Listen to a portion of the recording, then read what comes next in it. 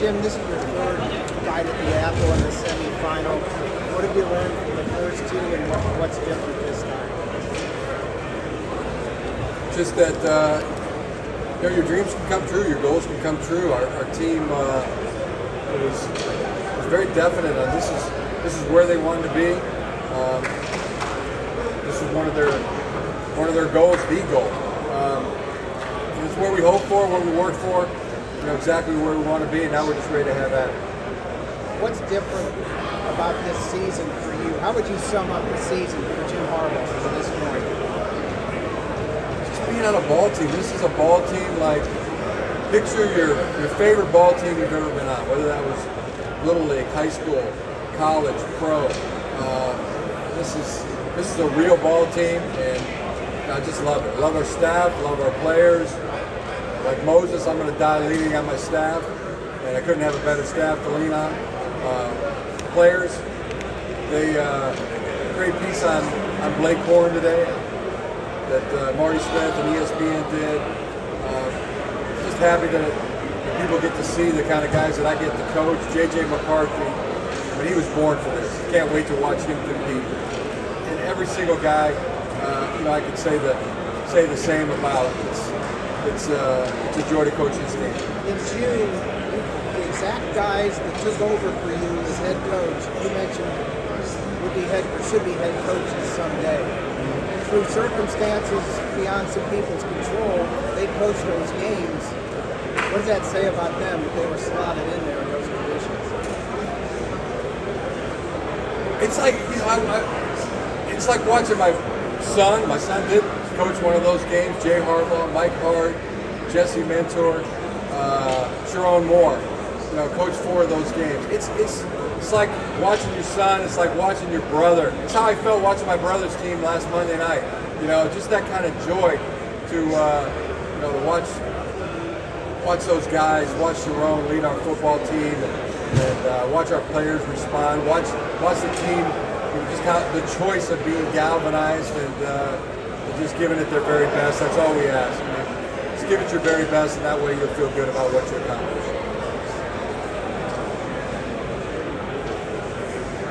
Spiritual lessons that you learned from such adversity this year. What did you learn spiritually? Oh, so many things. In a lot of ways, it has been a spiritual journey. It's been a mission. It's daily, weekly, monthly. It's a year now. 1 year with this team that they've been on this mission. It's been a happy mission. It's been it's been a joy to watch guys make the choice to play as a team, to be unselfish, to play for each other. To give it their very best. And as I said before, just it when you're on a real ball team, and that's what our team is. Bo Schembechler has talked many times about when I was a kid, heard it when I played at Michigan. The team. In so many ways, this team is the team, and could be prouder, could be more excited than lead this team into battle in the Rose Bowl. Jim, I know you want it for the players, obviously, to win Monday and win the national title. What does it mean for you personally, specifically? Because you've always craved the Super Bowl, but this is the national championship. What does it mean for you? What it means is that your players know what it's like to be a champion. That's the special feeling. That their parents know what it's like to have a son or a brother or a grandson who's a champion. For me, for my wife to have a husband who's a champion, my parents to have their son be a champion, for my kids to know what it's like to have their father be a champion. It's not for me anymore. It's for all them and all that we're associated with, and they know what that feeling is like, and now they want to go do it again. That's the feeling. Why do you feel like it's not for you anymore? You just don't want to? I've had many of those many of those moments, many of those successes. I just get more joy, seeing their faces, seeing their families' faces. Just how happy it makes them to. When you're a parent, that's what it comes from, really. I mean, when you're a parent, you're just hoping, you're praying, you're supporting that, that your child's going to find something that they're passionate about. And once you see them find something they're passionate about, see them work through that, work to, and then to watch them become the very best. I mean, it just does not get any better than that.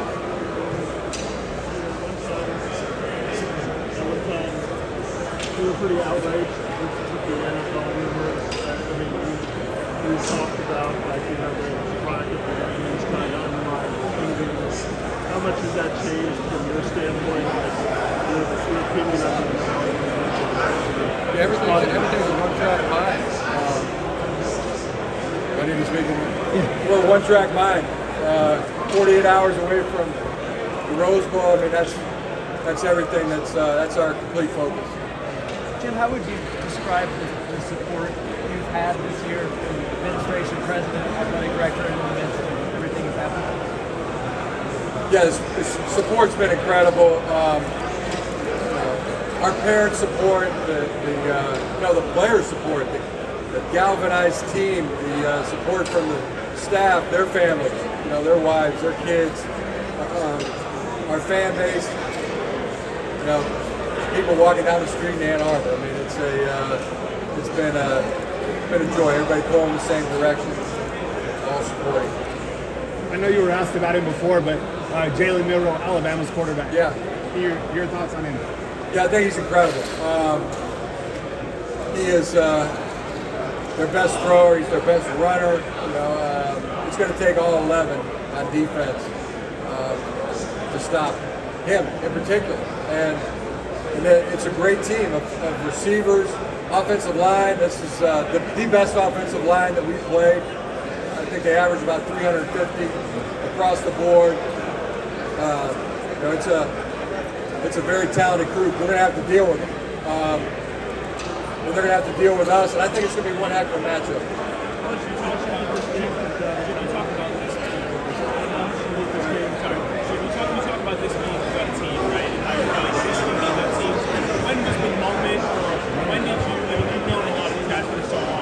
When did you feel that this year, this is the team?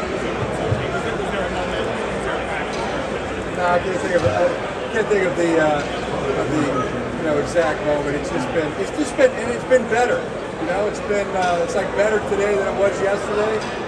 Better tomorrow than today. It's just it's that kind of team, and they're genuine, and they're down to earth, and unselfish, play for each other. And when it all comes together, you just know it when you see it.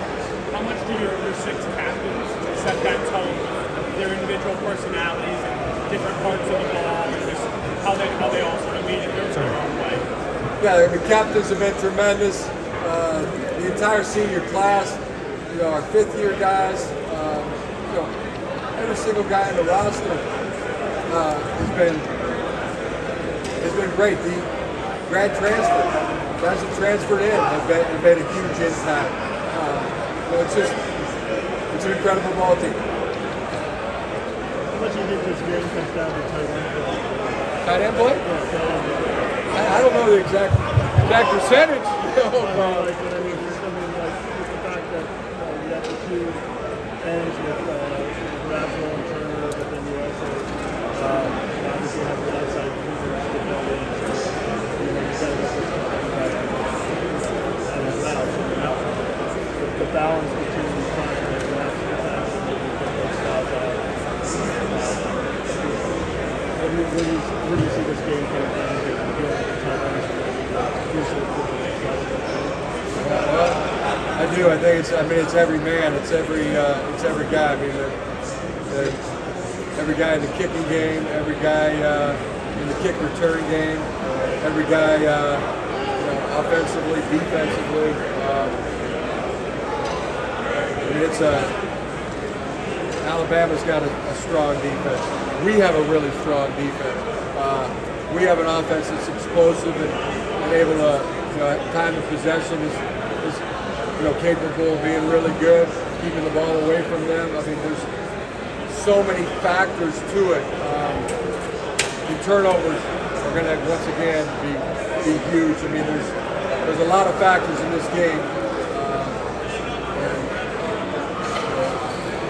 We feel like we've used about every hour, every minute, every day, in preparation, and our guys are locked in, and at the point now where they're just ready to play. Jim, why do you think this team was able to keep its performance consistent, even though the circumstances were changing week in and week out?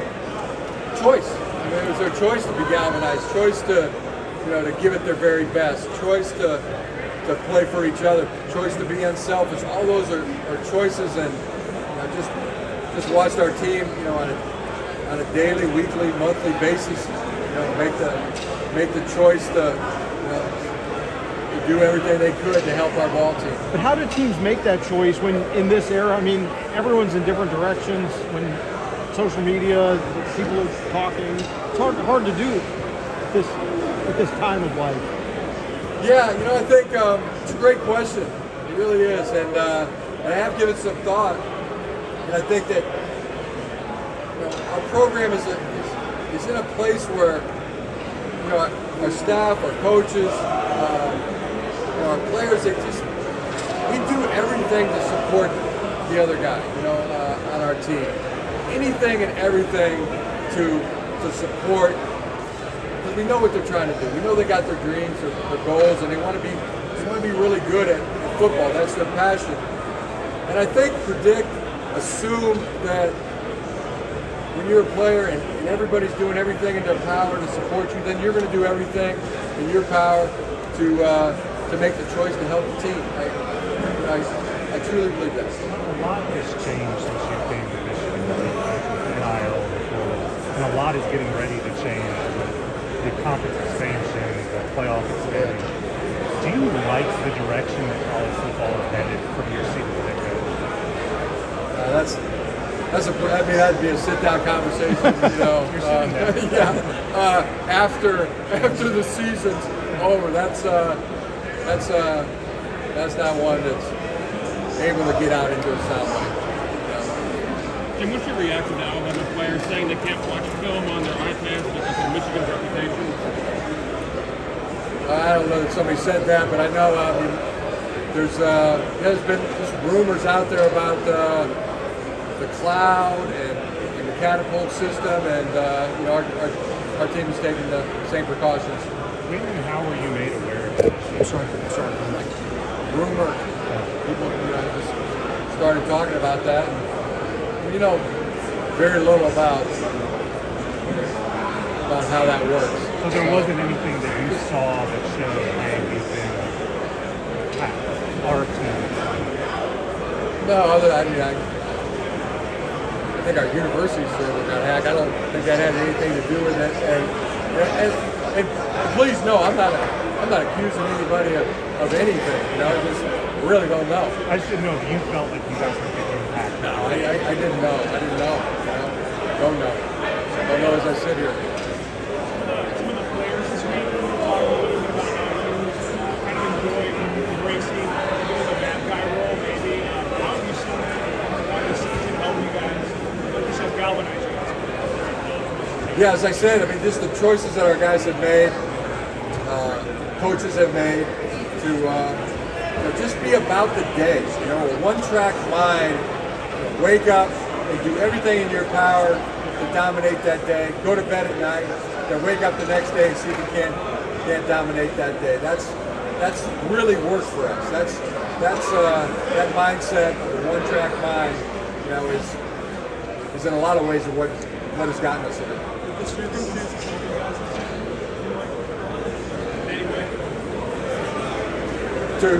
To create that one-track mind,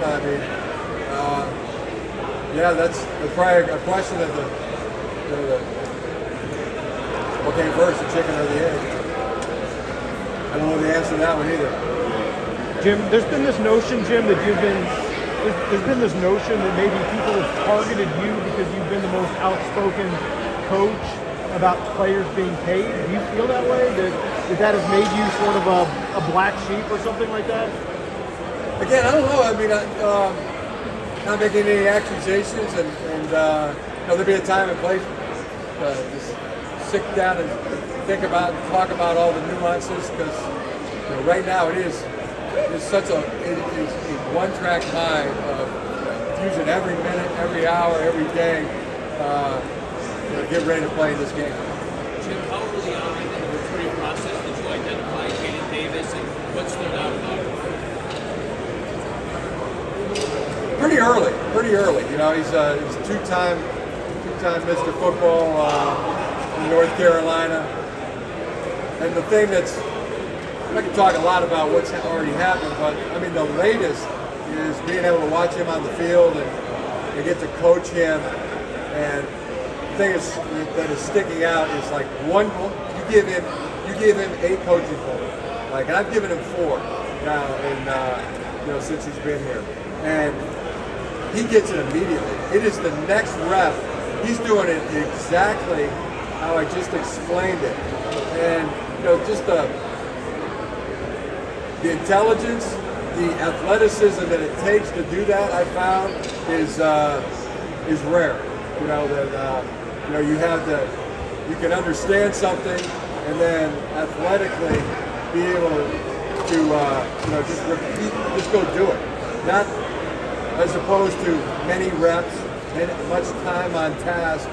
He's got the ability to visualize what you're saying, and then athletic enough to immediately replicate it. So that's special. That's something I've noticed immediately, and and a great guy, and so excited to coach him. And how important do you think it is for him to get these valuable reps during this some sort of environment? I don't know how important that is. But yeah, just jumping in and just watching how he handles himself. I mean, I guess it's kind of important and cool for me to see, because you can tell. It's like watching JJ when JJ took the field for the first time. I mean, just the presence that he has and had, and to watch Jaden do that, very interesting. How is he going to approach the first day? And there it is. There's the presence. There's the genuine confidence. There's the work ethic. There's the humility. I mean, it's great to see. What were the coaching goals? His eyes on the target. When he throws a deep ball, quarterbacks have a tendency to lift their eyes up and watch the ball instead of keeping their eyes on the defender and the receiver the entire time. Coached him on the snap. I mean, like a lot of guys, you just don't take a snap in high school. So, getting that coached up. There was a ball handling coaching point that I made. How to get away from center faster, but he just immediately replicated, and one other on throwing a corner route that he just can pick it up, and actually listen. There's a real art to that, like to listen, to really hear, what the instruction is, and then to be able to embrace the instruction, and then to go execute the instruction. But hear it, really hear it, embrace it wholeheartedly, and then go and execute it to the best of your God-given ability. I mean, he's got that talent to do all three. Seen a lot of footballs kicked off.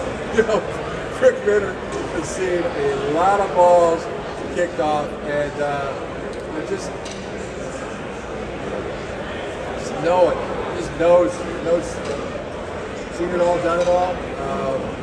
Been a head coach, kind of a go-to guy for me. To ask how he sees something. How do you see that, Rick? And it usually just comes back spot on. Your thoughts on Coach Saban, his accomplishments, his place in all the boys? Yeah, I mean, nothing but respect. You know, the consistency, the consistently great. We jumped to mind, and know that it's going to be a tough competition.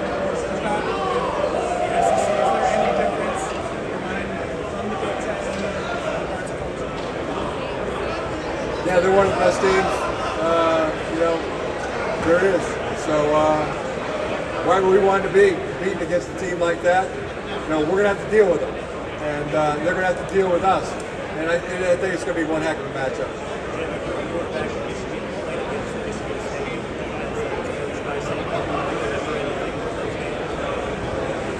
I remember breaking my arm. Jim, J.K. McCarthy, Keon Stan, J.C. Lapis, and Josh, there was a lot of IMG Academy guys. They all had experience in Academy. What's been your experience with IMG Academy and how those guys were playing in the Pierce has been good. He did a great job.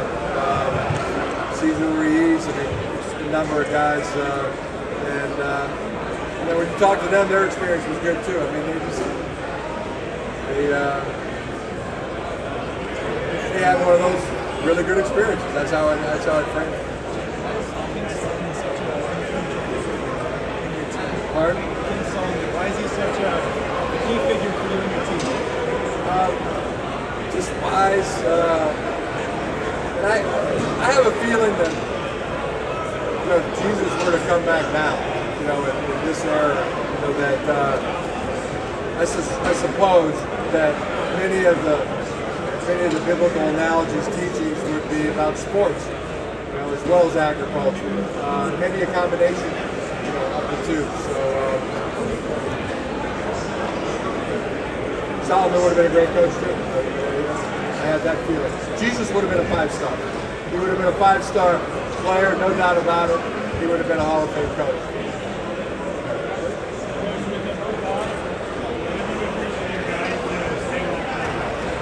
Huh?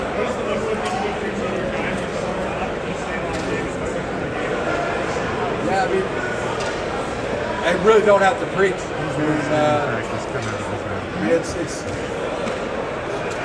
So much of it is self-motivated. There's so many. They've thought about this, planned for this, worked for this, and getting locked, cocked, and ready to rock. I mean, they are locked in and ready to roll. Appreciate it. Thank you. Coach.